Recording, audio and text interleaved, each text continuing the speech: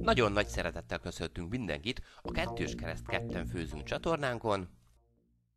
Ezúttal egy nem mindennapi összetevőkből készülő, sajátos ízvilágú, különleges marharagú elkészítését mutatjuk be nektek. Fogjunk is hozzá!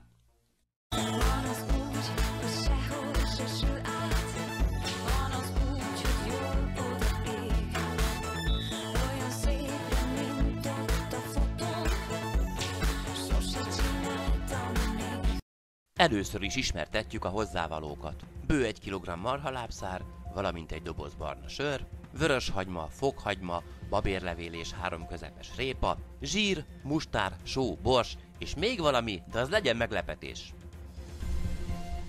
Mint olyan sokszor, most is a felkockázott hagyma lepirításával kezdődik a főzés. Ilyen ételeknél, ha valamin, hát a hagyma mennyiségén nem szabad spórolni. Kell az a 3 fej, higgyétek el. Amikor a zsíron már szépen megpirult a hagyma, mehet is rá a hús. Miután a marhalábszáról a bőrt levettük, letisztáztuk, maradt egy bő 1 kg húsunk, amit felkockáztunk. Na már most tudni érdemes, hogy a marhahúst nagyobb kockákra szokás vágni, mint mondjuk a sertéshúst. Sokakat elriaszthat a marhahúsnak az ára, mi ezt a húst most akciósan vettük. A marhának a lábszára kiválóan alkalmas gulyásleveshez, pörköltnek. Mi szerettünk volna most valami újat kipróbálni. Ne vegyük félváról a húsnak a lepirítását, szánjuk rá az időt, hagyjuk, hogy teljesen a zsírjára piruljon vissza. Körülbelül 5-6 perc elteltével még azt látjuk, hogy levet eresztett, ám egy negyed óra elteltével azt tapasztalhatjuk, hogy szinte teljesen elfőtte azt a vizet, és majdhogy nem már zsírjára pirult. Tehát most már nyugodtan hozzáadhatjuk azt a 4 gereszt apróra vágott fokhagymát. A 3 közepes méretű répánkat pedig lereszeltük, és a fokhagyma után ebben az állapotban kerül bele. Ezután összekevergetjük alaposan az egészet, és még egy néhány percig, 2-3 percig hagyjuk, hogy így együtt piruljanak, utána folytathatjuk majd a fűszerezéssel.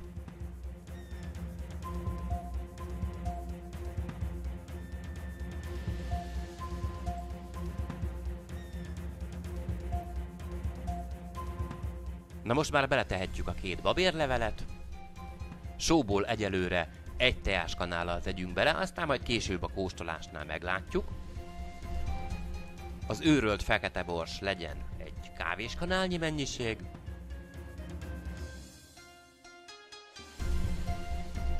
Közben még mindig csak pirulgat. És most látjuk, elérkezettnek az időt, hogy beletegyünk 1-2 evőkanálnyi mustárt. Ízlés szerint lehet kevesebbet is, kicsivel többet is, nem dominálni fog, gazdagítani. Összekevergetjük, elegyengetjük, hagyjuk még egy picit tovább pirulni, és nem sokára elkezdjük a folyadék hozzáadását, ami még nem víz lesz. És érdekes módon nem is vörösbor, bár tudom, hogy a legtöbbször marhapörkölt, marharagú készítésénél a vörösbor az általánosan használt folyadék, mi egy doboz barna sört fogunk felpattintani.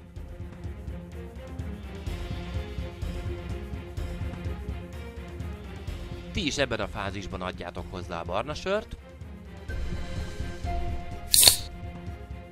de nem ám itt beletorkoskodni, menjen bele szépen az egész. Érdekes dolog ez a sör egyébként.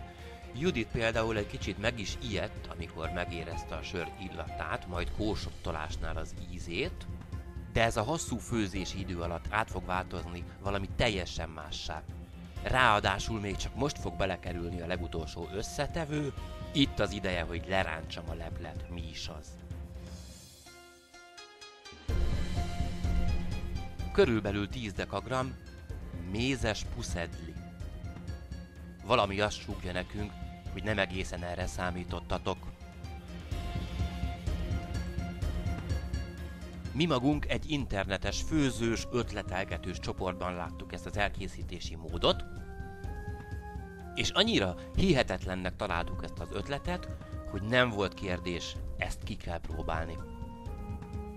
A puszedli gyönyörű szép sűrűvé fogja varázsolni nekünk a szaftot, és nem kell megijedni, gond nélkül fel fog oldódni. Most már adhatunk hozzá vizet, először csak egy olyan 2 decit,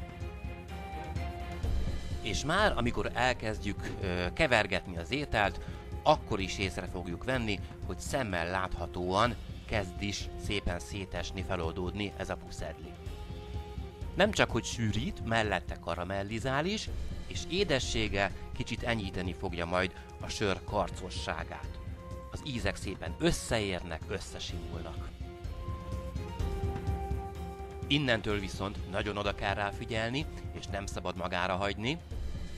Alaposan és gyakran meg kell kavargatni, odafigyelve az edény aljára is, a puszedli miatt nehogy nagyon magához húzza az edény és odaégjen. És mivel a húsnak puhulni kell még... De szerintem ne kóstolj állandóan. Csak nem akarom, hogy lecsöpögjön a kanáról.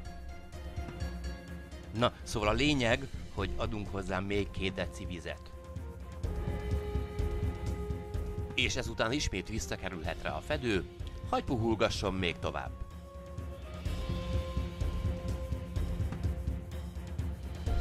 Puhul a hús a fedő alatt, gyakori kevergetés mellett, kb. 2 óra elteltével lesz majd ilyen az állaga. Ez alatt az idő alatt szépen egybefornak a különböző ízek, a mustár pikánssága, a répa és a puszedli édessége, valamint a sör karakteres karcossága, és amikor elkészül, páratlan ízélményben lesz részletek. Több mint 2,5 órán át, majdnem 3 órán keresztül készült a ragu. A marhahúsnak kell ennyi idő, hogy megpuhuljon, de a végére gyönyörű lesz a látvány, és isteniek az ízek. Azt még fontosnak tartom megemlíteni, hogy mi ezt este készítettük, olyan 7 óra körül lettünk kész vele, és a hűtőszekrényben töltött éjszaka után még finomabb lett. Az az adag viszont, amit itt most Judit kitálal, nem került be a hűtőszekrénybe. Ha tetszett a videó, ne habozzatok megnyomni a like gombot, ha pedig a feliratkozás gombra kattintotok, akkor a jövőben sem fogtok lemaradni a további tartalmainkról. Teljesen biztos, hogy mi máskor is meg fogunk próbálkozni még ezzel a marharaguval. Kicsit kísérletezgetünk majd az összetevőkkel, és ezt javasoljuk mindenkinek, merjetek bátran kísérletezgetni, és ne felejtsétek el ketten főzni, jó? Búcsúzunk tőletek, sziasztok!